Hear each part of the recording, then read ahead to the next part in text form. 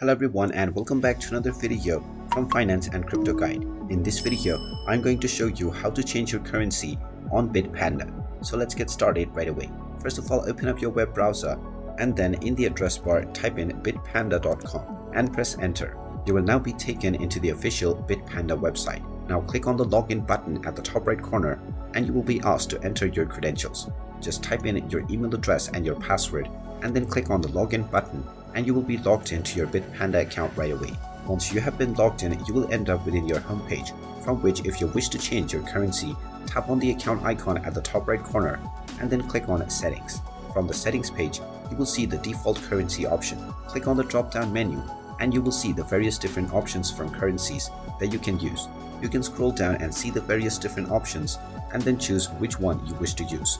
Once you click on your desired currency, your changes will be saved right away. And there you have it.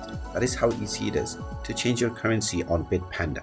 If you find this video helpful, make sure you hit that like button and subscribe to our channel if you haven't done so already. Also ring that notification bell to never miss another update from us. Thank you for watching and I will see you again in the next video.